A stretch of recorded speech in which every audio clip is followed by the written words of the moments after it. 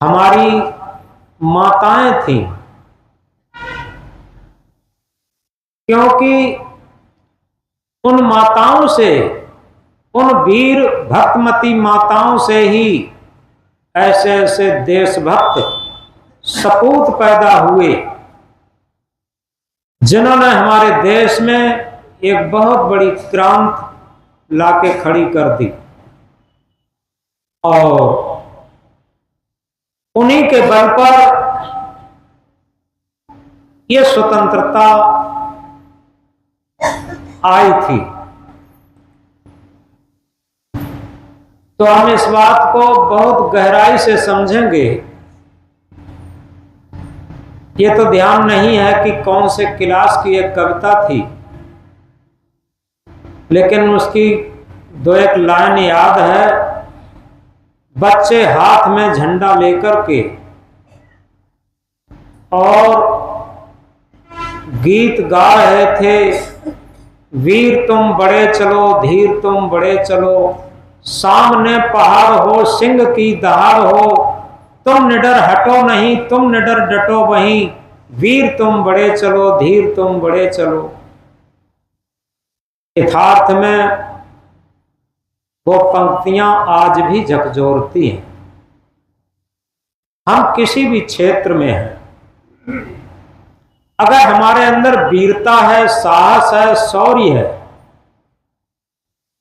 तो निश्चित है हम आगे बढ़ सकते।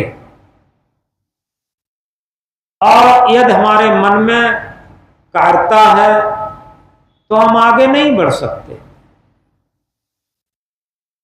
एक छोटे से उदाहरण द्वारा समझेंगे।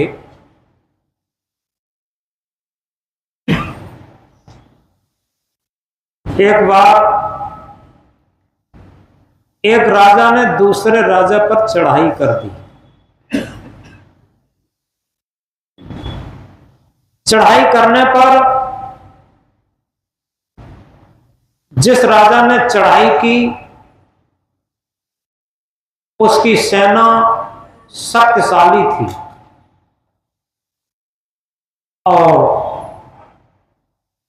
वो सेना जिस राजा पर चढ़ाई की थी उसे हारने की कगार पर आ गई थी, हराने की कगार पर आ गई थी। तो राजा ने सोचा अब लगता है कि हम हार ही जाएंगे। उसने अपने सेनापति को बुलाया और सेनापति से कहा कि अगर हमारी सेना में साहस और शौर्य कम हो गया, हिम्मत कम हो गई, उत्साह कम हो गया, तो निश्चित है हम गुलाम बना लिए जाएंगे और हमारा राज्य सब चला जाएगा। सेनापति ने कहा कि राजन आप कतई चिंता न करें, कल निश्चित है अपनी सेना का जीत का डंका बजेगा, आप सुनिश्चित कर लें। अब राजा को थोड़ा संतोष तो हुआ, लेकिन उनका संतोष डगमगा रहा था।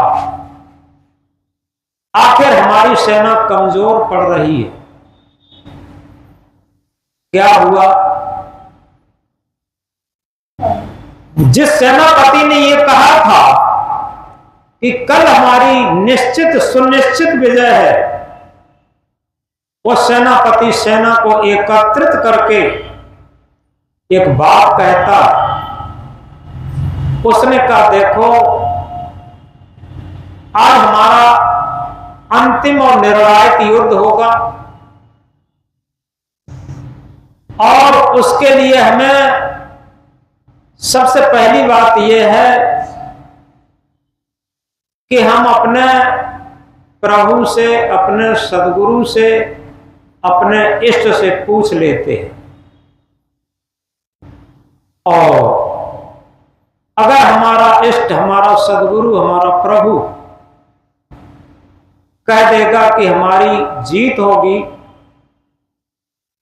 तो हम लोग प्राणपण से जुट जाएंगे और हमारी जीत हो जाएगी। और यदि वो कहेगा कि तुम्हारी हार होगी, तो हम समर्पण दे देंगे, क्यों जान खोएंगे। तो सेना के अंदर भी एक ऐसी अवस्था आ गई, उसे साहस मिला कि चलो अब तो एक निर्णायक बिंदु पर पहुंच रहे हैं। जीत होगी तब भी अच्छी बात है, हार होगी तब भी अच्छी बात है, क्योंकि अब मौत काल के गाल में तो नहीं जाना पड़ेगा। लेकिन सेनापति बहुत योग्य था। सेनापति ने क्या किया, जो युद्ध क्षेत्र के तरफ जाने का रास्ता था, उसी में छोटा सा एक धर्म स्थल पड़ता था। वहां जाकर के थोड़ी देर आंख बंद करके बैठा और उसने जेब से एक सिक्का निकाला और ये कहा कि हे प्रभु, हे सदगुरु, अगर हमारी जीत हो तो सिक्का हम उछाल रहे हैं तो ये अशोक की लाट ऊपर होनी चाहिए। तो जैसे ही उसने सिक्का उछाला तो अशोक की लाट ऊपर आ गई। एकदम उसे साहस और हिम्मत आ गई और उसने सभी सेना के लोगों से बताया कि हमारी 100% नहीं 101% जीत है। हमने सुनिश्चित कर लिया, क्योंकि देखो अभी आप लोगों के सामने हमने एक सिक्का उछाला जिसमें अशोक की लाट ऊपर है और ये सुनिश्चित हो गया कि हमारी जीत होगी। सेना के अंदर एक संचार हुआ, आत्मविश्वास का, आत्मबल का। यह दुनिया में सबसे बड़ी शक्ति है जिसके अंदर आत्मबल, आत्मविश्वास और आत्मज्ञान जागृत हो जाता है। निश्चित है उसके अंदर दुनिया में कोई भी बल की कमजोरी नहीं रहती, कोई भी शक्ति की कमजोरी नहीं रहती। तो सबके अंदर एकदम आत्मबल और आत्मविश्वास भर गया। सभी लोग जाते हैं। उधर क्या था, जो सेना बलवान पड़ रही थी उन्हें अहंकार आ गया था, प्राउड आ गया था। एक अंग्रेजी में कहा है, प्राउड रुइन्ड द एंगल्स, अभिमान ने देवताओं को भी नष्ट किया। उन्हें अहंकार आ गया था कि अब क्या है, एक चुटकी बजाते ही इनको हरा देंगे। और इन लोगों के अंदर बहुत साहस, बहुत शौर्य, बहुत हिम्मत, बहुत आत्मबल, बहुत आत्मविश्वास भरभरा रहा था। ये लोग जाके लड़े और वो सारी सेना परास्त कर दी और जीत का बिगुल बजाते हुए आ गए। जब राजा ने जीत का बिगुल देखा तो राजा ने बहुत खुशी मनाई और सेनापति तथा सेनानियों को पीठ थपथपाई और ये कहा, धन्य सेनापति और धन्य है हमारी सेना, जिसने हमें हार से बचा लिया, जीत दिलाई। बड़ी खुशियां, बड़ी बधाई सबको मिलने लगी।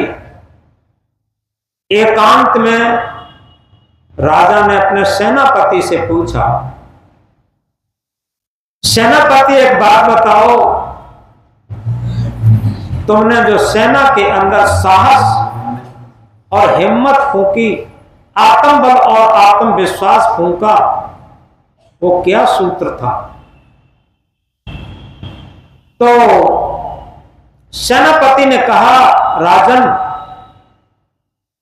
वो हमारे अंदर एक सूत्र था हमारे पास देखो एक सिक्का है जिसके दोनों तरफ अशोक की लाट है।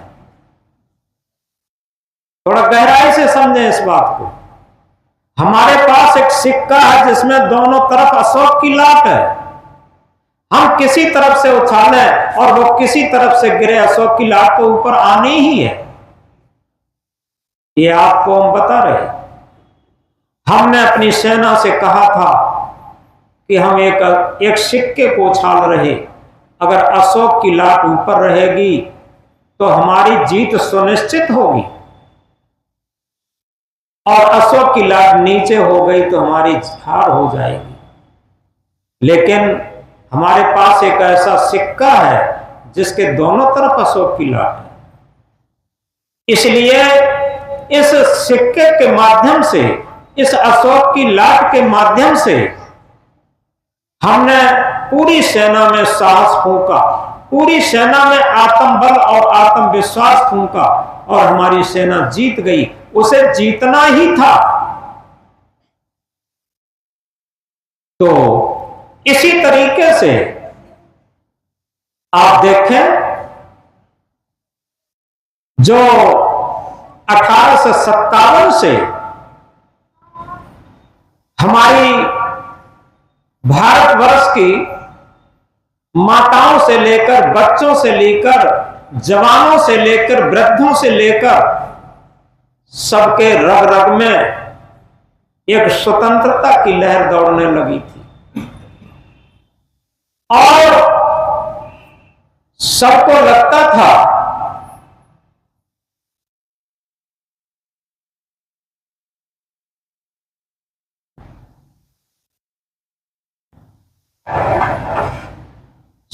सबको लगता था, क्या लगता था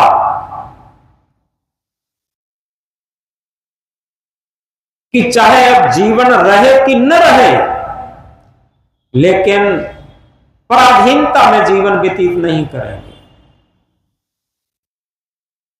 पराधीन जीवन में सुख सपने में भी नहीं हो सकता। इस अमृत रूपी महामंत्र को कभी नहीं मैं खो सकता। यह सबकी जुबान से निकल रहा था, क्योंकि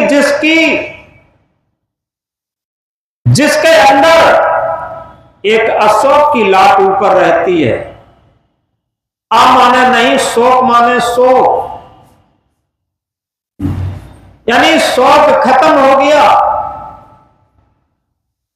संताप खत्म हो गया, चिंता खत्म हो गई, टेंशन खत्म हो गया। उनके अंदर सकारात्मक ऊर्जा ऊपर आ गई। जिसके अंदर सकारात्मक ऊर्जा हो जाती है, हम जब अपने अंदर कचोटन भरते रहते हैं तो दूसरे के प्रति भी कोसते रहते हैं।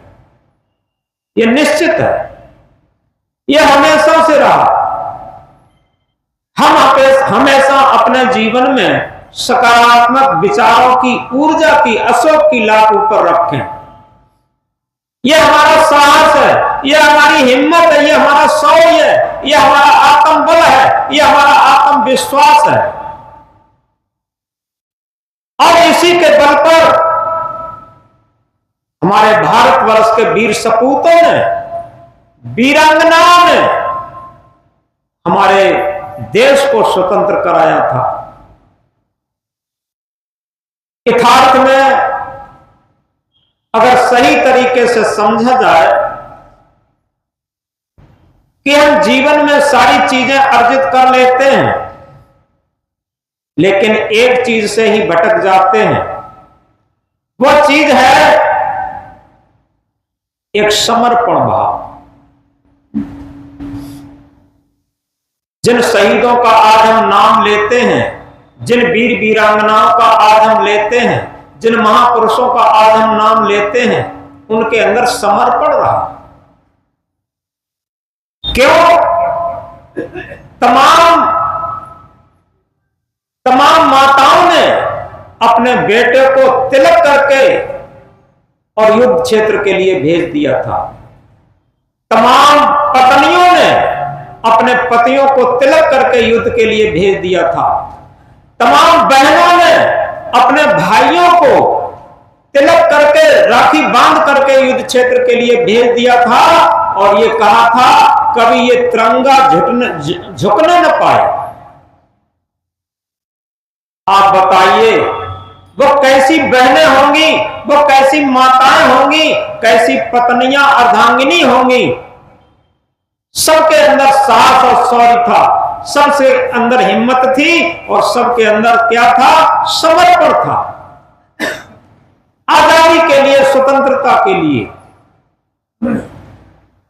तो सबसे बड़ी बात यह है, जब तक हम कुछ बचा के रखना चाहते हैं, कुछ स्वार्थ में रहना चाहते हैं, तब तक समर्पण नहीं आ पाता।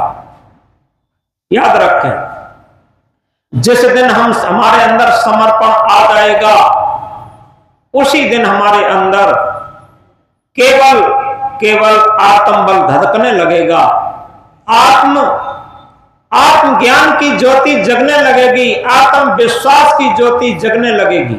ये सूत्र है। तो इस तरीके से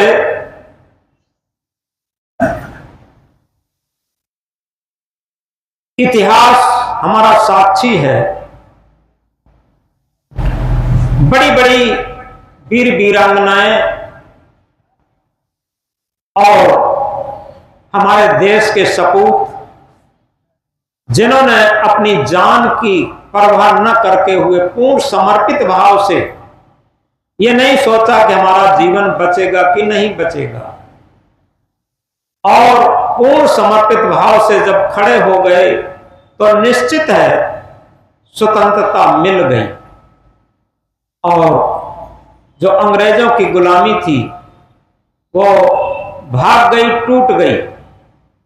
और इसी तरीके से अगर हम आध्यात्म क्षेत्र में समझें तो जिन मन इंद्रियों की गुलामी, हमारे आध्यात्म क्षेत्र में भी यही है, क्योंकि स्व और पर दो सत्ताएं हैं। स्व है अपनी आत्मा चेतन सत्ता, पर है ये शरीर मन इंद्रियां। और पूरे जीवन ये पर यानी मन और इंद्रियों के गुलामी में जीवन चलता है। इस बात को बहुत गहराई से समझें। मन और इंद्रियों की गुलामी में जीवन जीता है, और जिसका स्वयं जीवन मन इंद्रियों की गुलामी में है, वो स्वतंत्रता के रस को क्या जाने, वो स्वतंत्रता के आनंद को क्या जाने। स्वतंत्रता का सच्चा आनंद उसे आनंदित कर सकता है जो स्व माने अपने, तंत्र माने नियंत्रण, जिसका जीवन आत्म नियंत्रण में है।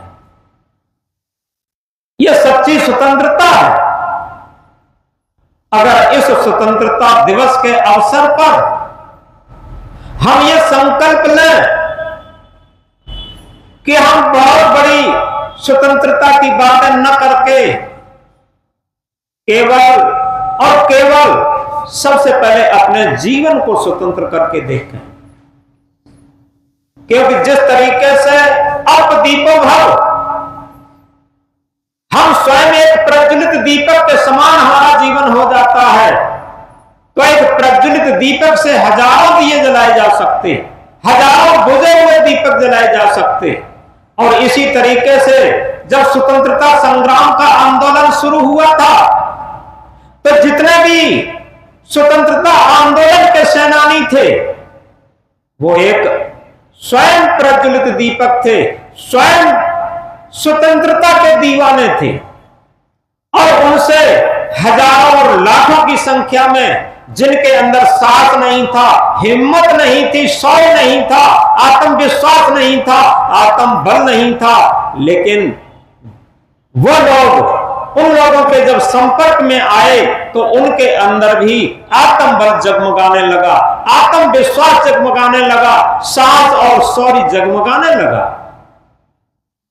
तो सबसे बड़ी बात यह है कि सबसे पहले हम अपदीपो भव, हम अपना दीपक स्वयं बने, अपनी स्वतंत्रता, अपने जीवन को सबसे पहले स्वतंत्र करें। यह बहुत जरूरी है। रहकर स्वतंत्र जीवन अच्छा, रहकर स्वतंत्र जीवन अच्छा, चाहे मुट्ठी भर चना मिले, धिक्कार गुलामी का बंधन, चाहे घी गुड़ से सना मिले। सबसे पहली बात यह है कि अगर हम मन इंद्रियों की गुलामी में हैं तो निश्चित है सांसारिक गुलामी से, सांसारिक वासनाओं से कभी छूट नहीं सकती, कभी हमारी जीवन और गुलामी छूट नहीं सकती। क्योंकि हमें अंदर से हमारा आत्म बल जग चुका है। तो बात रहेगी चाहे मुट्ठी भर चना मिले, मुट्ठी भर चना भले ही मिले, हमें कितना भी तंगी में जीवन व्यतीत करना पड़े, कोई बात नहीं, लेकिन वहां स्वतंत्रता की लहर दौड़ती होगी, वहां साहस की लहर दौड़ती होगी, वहां सौ की लहर दौड़ती होगी। तो बहुत अधिक कहा ही चुका है, जा चुका है, तमाम उदाहरण दिए। हमें एक छोटी सी बात याद आती है इसी बीच। राणा प्रताप जब विदेशी राजशासक से लड़ रहे थे, ये अलग हटके थोड़ी बात है, तो उन्हें जंगल में जाकर के घास और आटा मिला के रोटियां, यानी घास की रोटियां बनानी पड़ी थी। उनके साथ उनकी रानी, बेटी चंपा और पुत्र, एक पुत्र और एक पुत्री थे, रानी भी थी। तो क्या हुआ, उन्होंने रोटी बनाई। बेटी चंपा ने एक रोटी छिपा के रख दी थी अपने छोटे भैया के लिए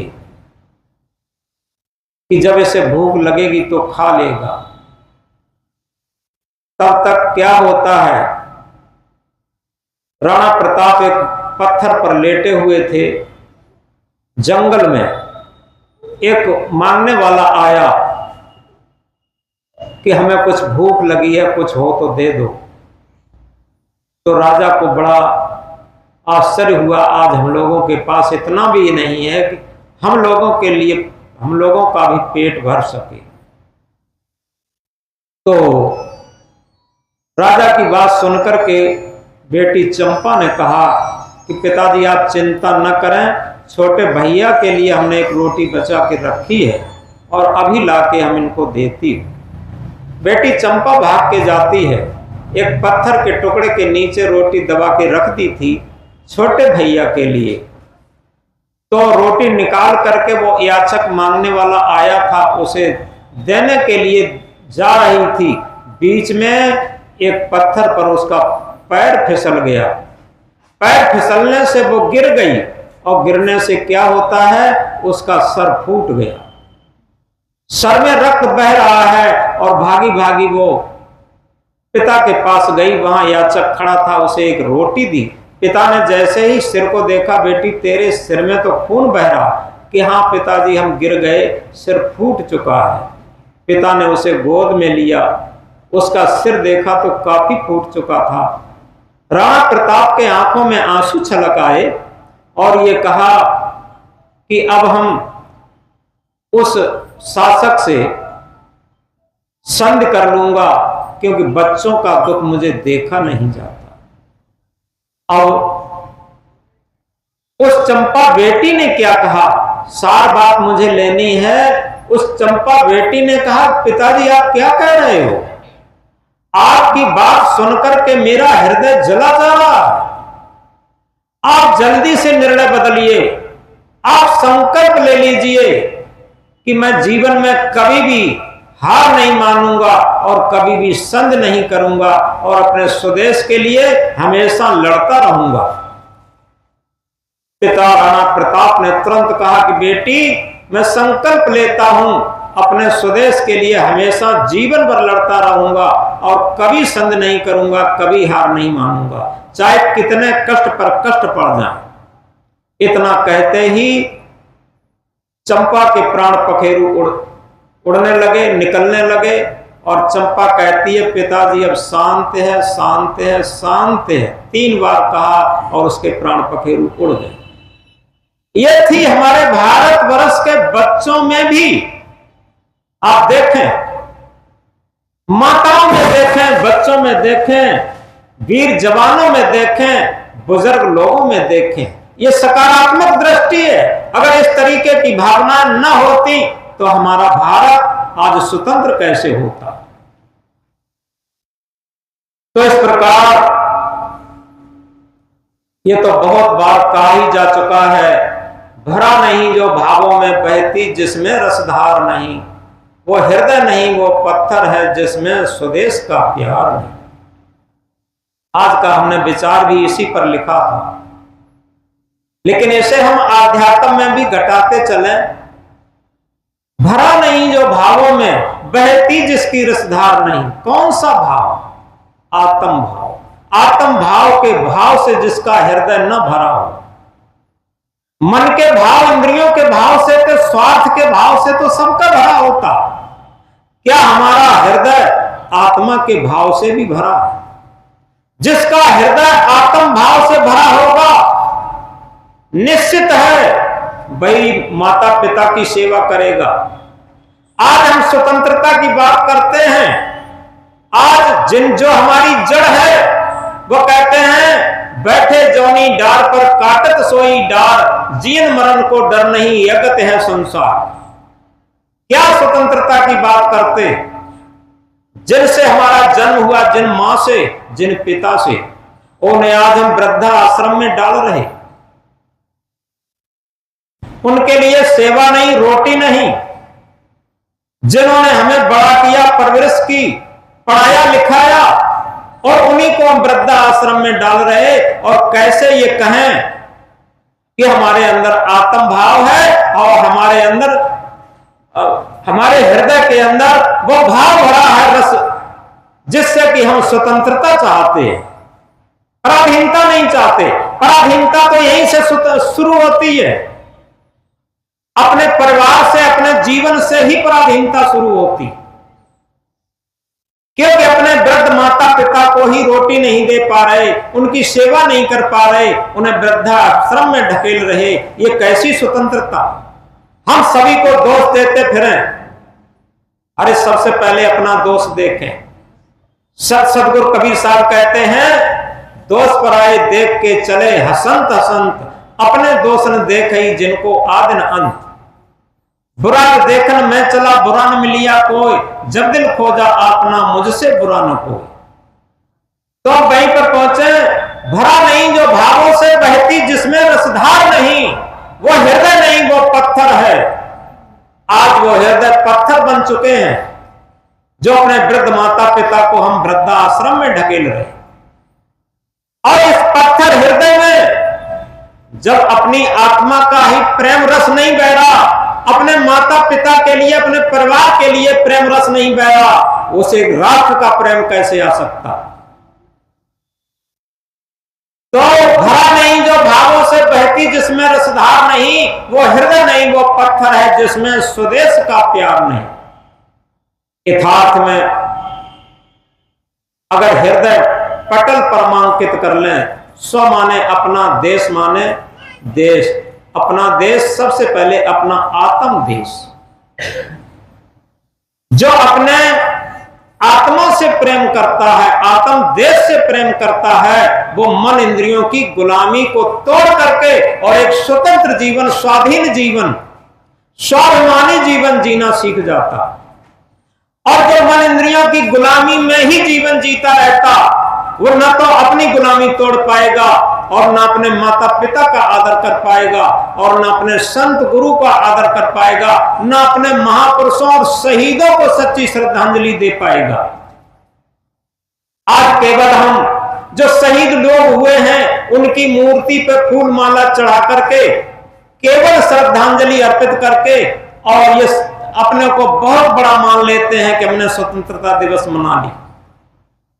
और सच पूछा जाए, उनकी मूर्ति पर फूल माला चढ़ाने से नहीं होगा। उनका बलिदान देखिए, उनका त्याग देखिए, उनका समर्पण देखिए, और उनका आदर्श देखिए। जब उनके आदर्श को हम समझेंगे और उनका आदर्श मान करके हम चलेंगे, तब समझो उनकी सच्चा आदर करना होगा, उनके प्रति सच्ची श्रद्धांजलि होगी। जब तक उन शहीदों को, आदर्श को हम निग्लेक्ट करते रहेंगे और उनके आदर्श को न मान करके बाहर से केवल औपचारिकताएं करते रहेंगे, तब तक हम स्वतंत्र जीवन नहीं जी सकते। तब तक हमारी ये केवल औपचारिकता मात्र होगी। तो बहुत अधिक न कहकर, क्योंकि समय पहले ही हो चुका है, एक छोटी सी कविता जो हमने बहुत पहले लिखी थी, आज हमें याद भी नहीं है। ये शायद सन 75 और 80 के बीच में लिखी हुई कविता है, और ये उन माताओं के संबंध में है जिन माताओं से हमारे देश के वीर सपूत पैदा हुए, हमारे देश के महापुरुष पैदा हुए, हमारे देश की भक्तिमती माताएं पैदा हुई, हमारे देश की वीरांगनाएं पैदा हुई। उन माताओं के सबके प्रति है। 100 बार नमन मैं करता हूं, वीरों की खान भक्तों की खान, वीरों की खान भक्तों की खान, जिनकी ही को गोद से निकल चुकी, वीरों की खान भक्तों की खान। जिस देश की रक्षा का गौरव उन माताओं के हाथों में, उस देश की गरिमा का वर्ण है विश्वविदित इतिहासों में। सुभाष चंद्र और भगत सिंह, आजाद शेखर अब्दुल हमीद, जिन माताओं ने जन्म दिया, ये देश सदा उनका मुरीद। ये ऐसे वीर सपूत जिन माताओं से आप पैदा हुए थे, उन माताओं के जीवन को देखिए। आज अपनी माताओं का ही हम तिरस्कार कर रहे। हम कैसे कह दें कि हम स्वतंत्रता दिवस मना रहे?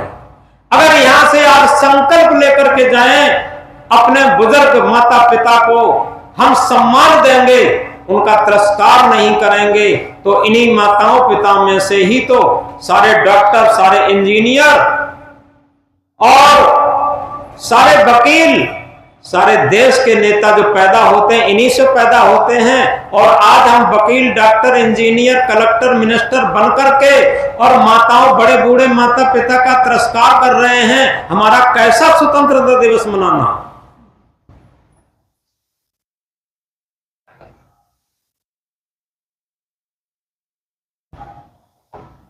सुभाष चंद्र, भगत सिंह, आजाद शेखर अब्दुल हमीद, जिन माताओं ने जन्म दिया, ये देश सदा उनका मुरीद। महावीर भगवान बुद्ध, नानक देव दयानंद, मानवतावादी सदगुरु कबीर, गांधी जी और विवेकानंद, मां अनुसुईया, सती सीता, रानी मदानसा, मीराबाई, सहजोबाई, पन्नादाई, रानी लक्ष्मीबाई।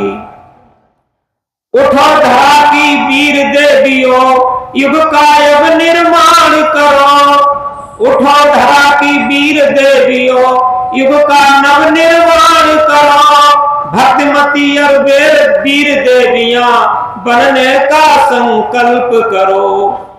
ये अमर संदेशा अमर रहे, हो मां का सम्मान महान।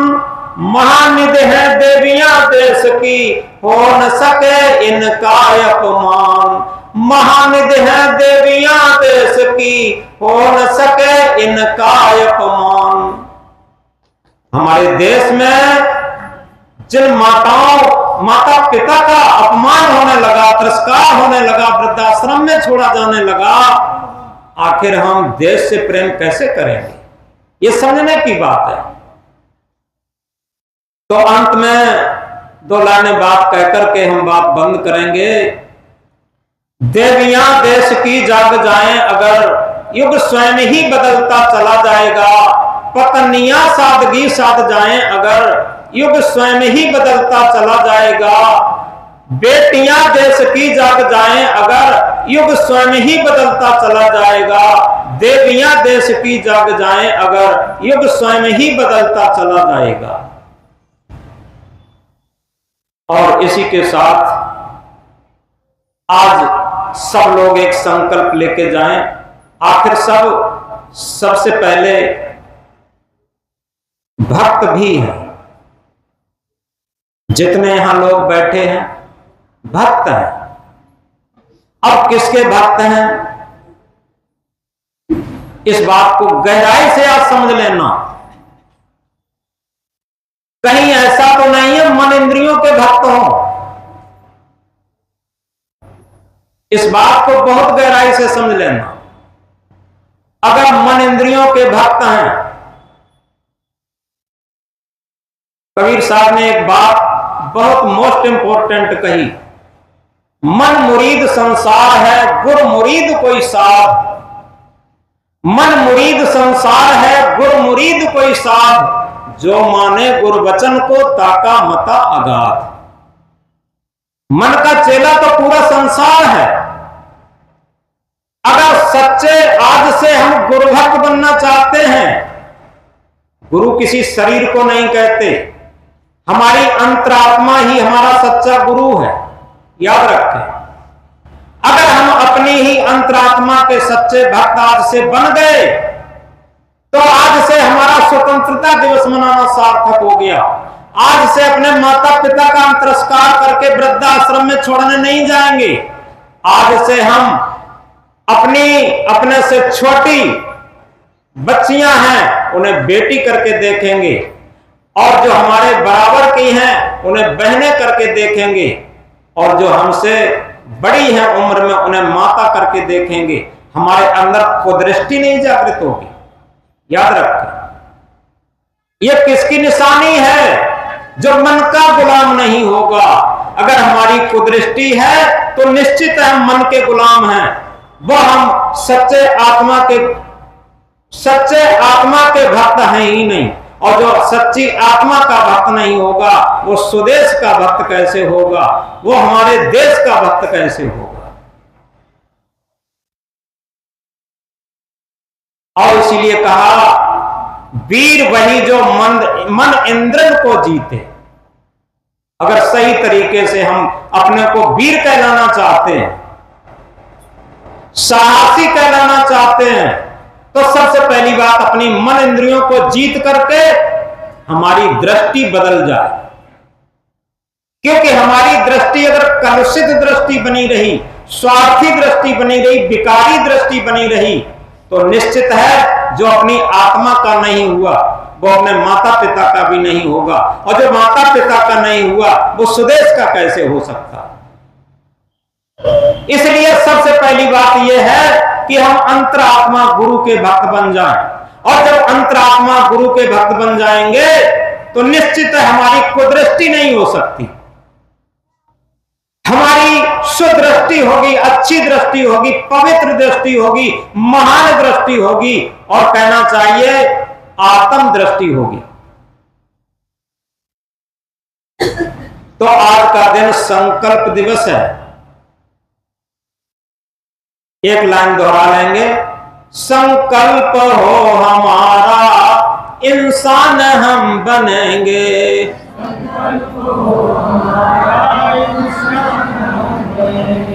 संकल्प हो हमारा इंसान हम बनेंगे।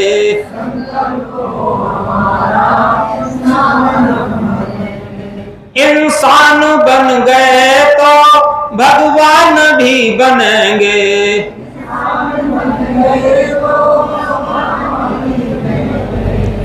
इंसान बन गए तो भगवान भी बनेंगे।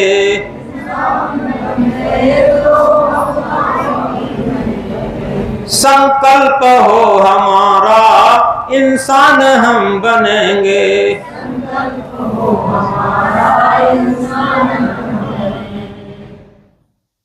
ये हमारे जीवन की फाउंडेशन है।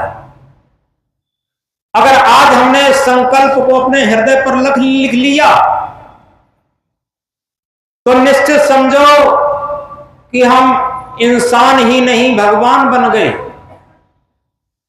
आप लोग सोचेंगे कि इंसान तो बन सकते, लेकिन भगवान कैसे बन जाएंगे? आप लोगों के अंदर ये भ्रम है। सच बात यह है, जैसे कोई पढ़ लिख करके डॉक्टर बना, उदाहरण दे रहा बहुत छोटा, और डॉक्टर के अंदर इंसानियत है, तो उसके पास से, डॉक्टर के पास से कोई गरीब पेशेंट, गरीब मरीज वापस नहीं आएगा। गरीब मरीज को जब इलाज होगा और जब वो ठीक होगा तो क्या कहेगा? ये डॉक्टर नहीं भगवान है। याद रखें, आप किसी भी डिपार्टमेंट में चले जाइए, आपके माता पिता बुजुर्ग हैं, आप उनकी लगातार सेवा कर रहे हैं, तो माता पिता की अंतरात्मा की आवाज होगी, मेरा बेटा नहीं, ये भगवान है, देवता। याद रखिए, आप किसी भी क्षेत्र में चले जाइए, अगर सही तरीके से आपके अंदर इंसानियत आ गई है, ह्यूमैनिटी आ गई है, मानवता आ गई है, तो निश्चित है आप भगवान बन गए। तो आप जब स्वयं अपने जीवन के निर्माता होंगे, तभी आप समाज के निर्माता हो सकते, तभी आप राष्ट्र के निर्माता हो सकते। अब जब स्वयं ही अपने जीवन के निर्माता नहीं हो पा रहे, मन इंद्रियों की गुलामी में जीवन को जी रहे, तो आप कैसे सपना देख सकते कि हम एक राष्ट्र निर्माता हो सकते? तो इसलिए अंतिम बात कहकर के बात बंद कर देंगे। मैं सच्चे पथ का राही हूं, कह सकता दिन को रात नहीं। मैं सच्चे पथ का राही हूं, कह सकता दिन को रात नहीं। ईमान बेच दूं टुकड़ों में, ये मेरे बस की बात नहीं।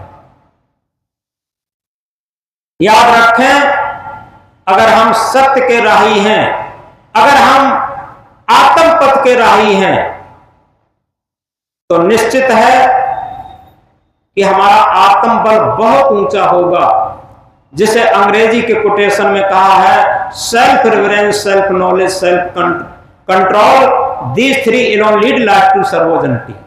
आत्मज्ञान, आत्म संयम और आत्म विश्वास, ये जीवन को परम सत्य संपन्न बना देते हैं। अंतिम बात कहकर के बात बंद कर रहे, आप लोगों से निवेदन है कि आप एक संकल्प लेके जाएं कि हम मन की भक्त न बन करके अपने आत्मा रूपी गुरु के भक्त बने, और इसी से हमारे सारे कार्य हल हो जाएंगे। हम एक सच्चे धार्मिक हो जाएंगे, एक सच्चे देशभक्त भी हो जाएंगे, सच्चे इंसान भी हो जाएंगे, सच्चे माता पिता के भी भक्त हो जाएंगे, और कहना चाहिए हमारा पूरा जीवन भी सार्थक हो जाएगा, केवल एक संकल्प लेने से कि हम सच्चे इंसान बन जाएं। तो उस संकल्प के लिए जो अटूट बात है वो लास्ट में कह देते हैं।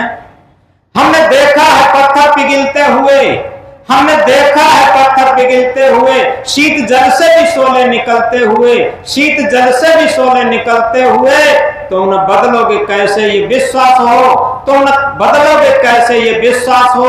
हमने देखा है मौसम बदलते हुए, हमने देखा है मौसम बदलते हुए। बोलो भारत माता की, बोलो भारत माता की, बोलो भारत माता की।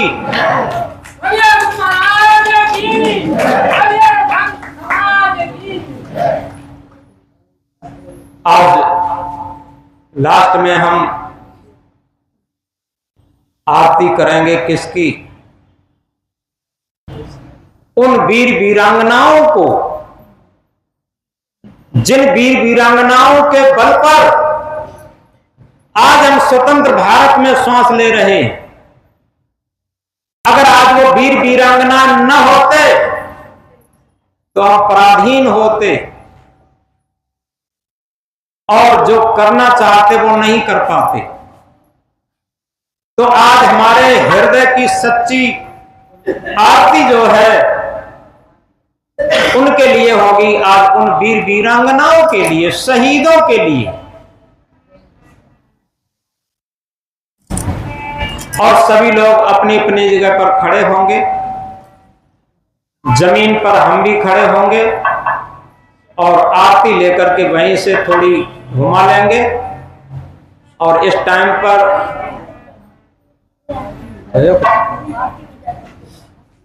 कोई एक भजन होता रहेगा, तो पंखा बंद कर देते हैं।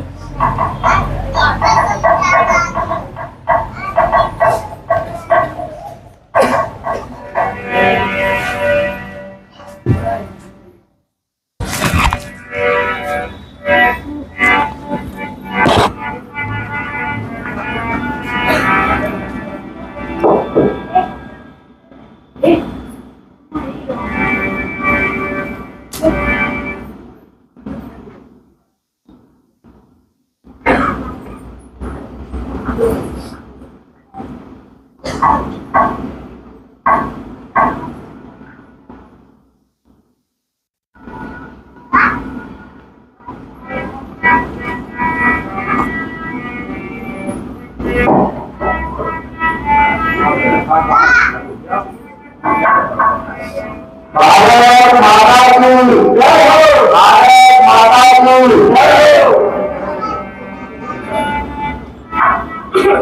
जय बोलो